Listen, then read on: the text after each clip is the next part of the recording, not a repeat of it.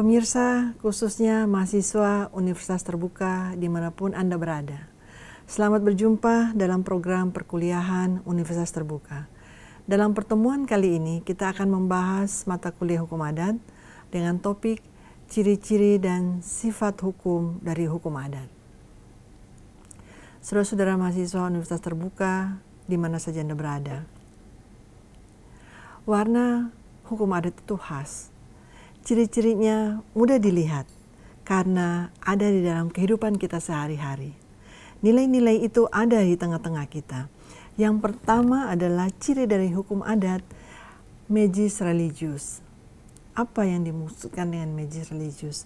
Yaitu pola pikir yang didasarkan pada religiusitas, yaitu keyakinan masyarakat tentang adanya sesuatu yang bersifat sakral. Ini mungkin saya mencontohkan supaya kita bisa memahami magis religius seperti apa. Pada beberapa masyarakat adat di Indonesia, saya rasa satu contoh, misalnya masyarakat di wilayah kawasan timur.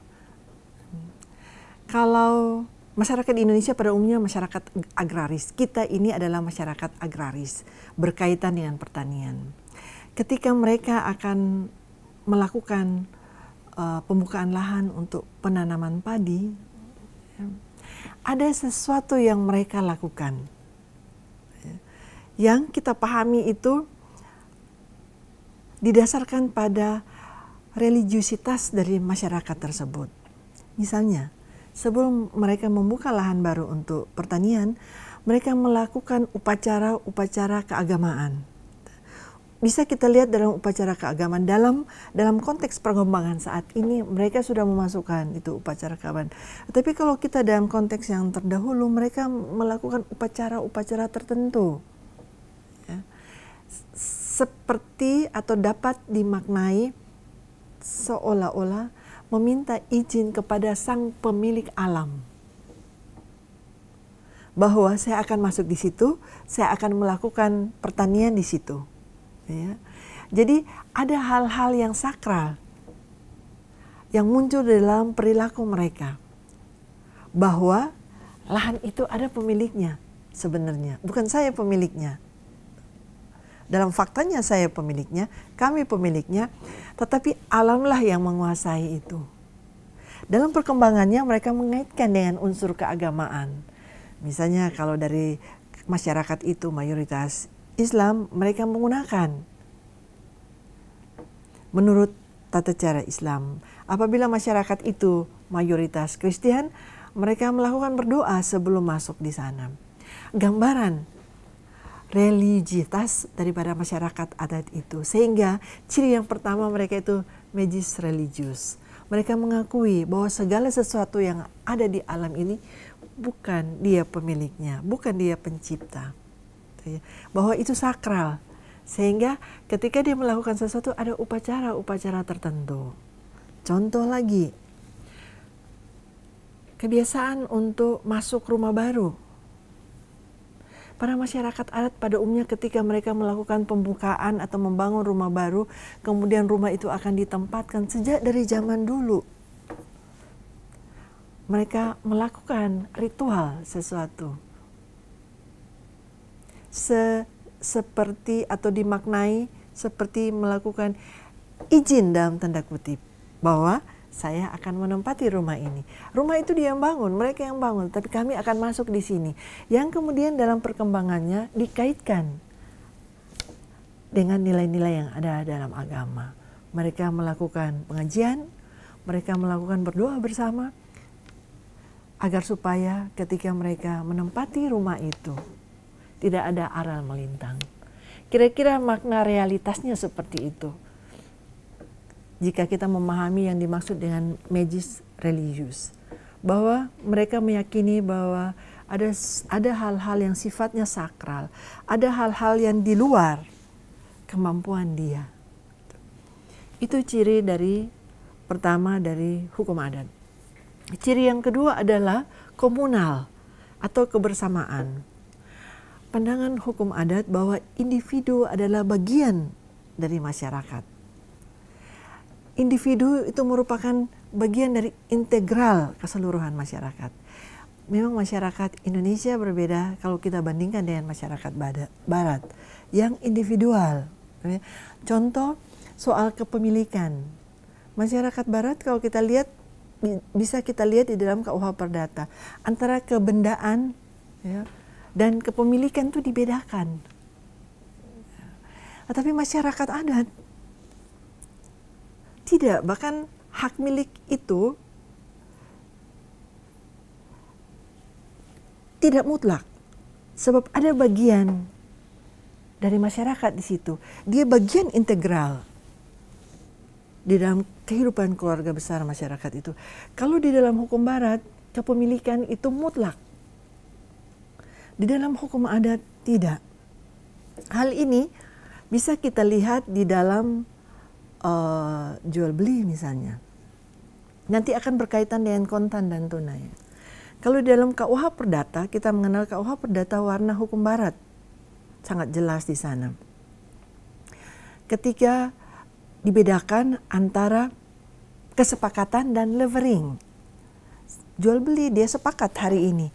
Tetapi belum tentu hari itu ada penyerahan barang. Tetapi dalam hukum adat, ya, karena kebersamaan itu ada kaitannya dengan kontan dan tunai. Kebersamaan itu, ya, kesepakatan sudah sekaligus penyerahan hak. Kalau di dalam hukum Barat, ya, kepemilikan itu mutlak. Tetapi di dalam hukum adat, karena individu adalah bagian integral dari masyarakat itu sendiri. Individu itu dilihat dalam bagian anggota dari masyarakat itu sendiri. Saling terkait, tidak dilihat terpisah. Tetapi dalam masyarakat Barat, individu adalah individu. Melihat dalam konteks kekeluargaan, dilihat dalam kacamata yang lain. Tetapi dalam masyarakat budaya Indonesia, kita bisa lihat gotong royong.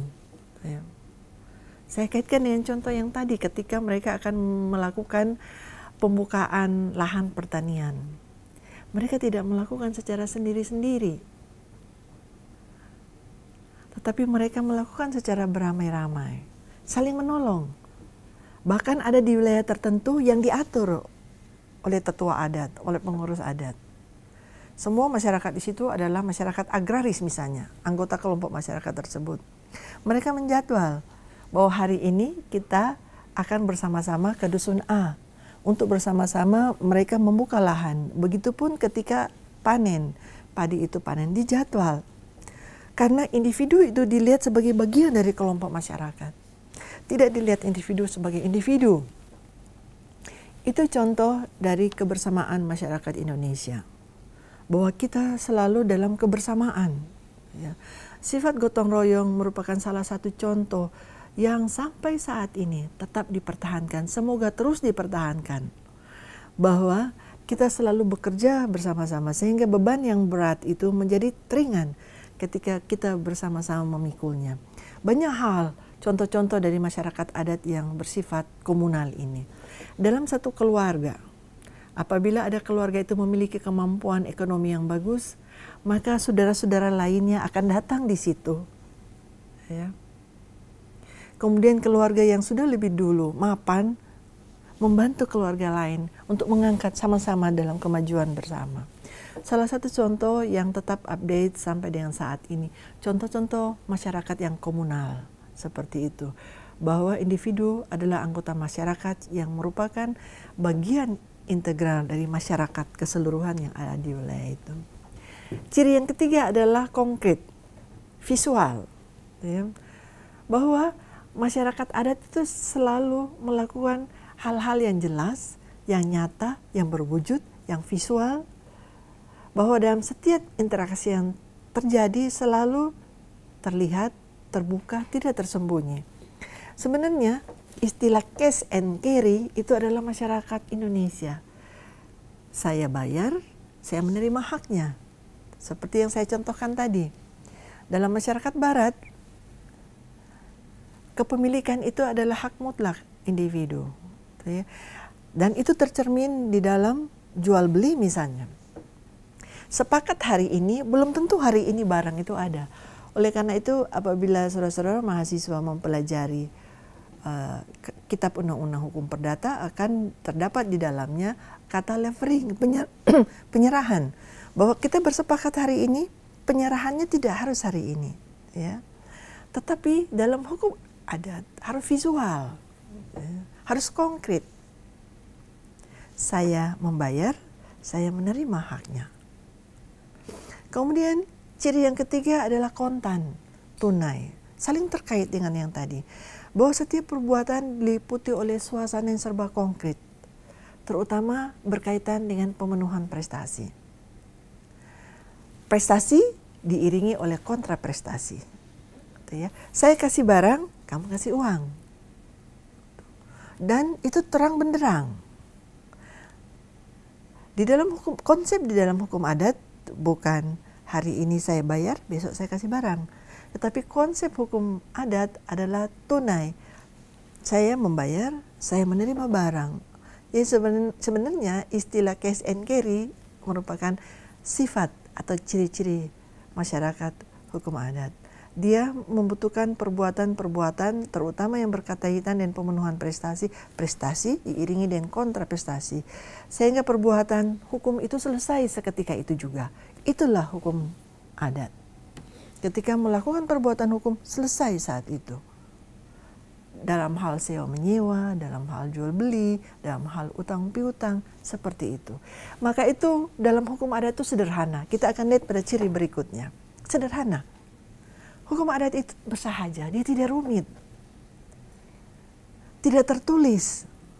Dan dilaksanakan berdasarkan saling percaya. Jadi kalau kita saat ini mendengar istilah trust, sebenarnya istilah itu sudah lama menjadi nilai-nilai dalam hukum adat. Tidak rumit dia, tidak perlu tertulis. Saya percaya, kamu percaya. Karena mengandung kejujuran di dalamnya. Masyarakat hukum adat, masyarakat yang kalau kita lihat magis religius, dia sangat percaya soal kejujuran. Itu yang akan kita angkat saat ini. Oleh karena itu hukum adat itu tetap update sampai dengan saat ini. Ciri yang ketiga, ciri yang keenam adalah musyawarah mufakat. Karena sederhananya masyarakat hukum adat itu dalam mengambil keputusan, dalam menyelesaikan konflik selalu musyawarah mufakat. Kalau kita lihat dalam pengambilan keputusan dengan suara terbanyak, sebenarnya itu bukan ciri masyarakat adat. Sebab ciri masyarakat adat damai, sederhana, sehingga semua orang menyetujui kita bermusyawarah. Tidak ada orang yang diredahkan, tidak ada orang yang ditinggikan. Semua sama, dia bermusyawarah. Ketika semua sudah menyepakati itu, barulah keputusan diambil. Nah, ciri-ciri ini yang kemudian dalam proses peradilan, dalam perkembangannya diangkat kembali. Ketika kita menyelesaikan konflik, ada namanya proses mediasi, ada namanya proses arbitrasi, di mana cara-cara damai yang lebih dipilih. Karena tadi kita adalah masyarakat yang komunal. Segala hal bisa kita selesaikan secara mufakat, termasuk dalam proses pengambilan keputusan. Jika dalam pengambilan keputusan kita mau memilih suara terbanyak, sebenarnya di dalam masyarakat adat musyawarah mufakat. Sama-sama semua orang. Sama tinggi, sama rendah. Tidak ada yang direndahkan, tidak ada yang ditinggalkan. Sebenarnya konsep musyawarah mufakat itulah yang dipakai oleh Bung Karno dalam menyusun, dalam menggali nilai-nilai dalam konsep Pancasila. 1, 2, 3, 4, 5, 6 inilah merupakan bungkusan warna corak dari hukum adat. Sehingga hukum adat itu tetap update. Hukum adat itu ada di dalam kehidupan kita sehari-hari. Nilai-nilai kejujuran sejak zaman dulu sangat dihargai, nilai-nilai kesederhanaan berpikir, karena mereka konsepnya tidak tertulis.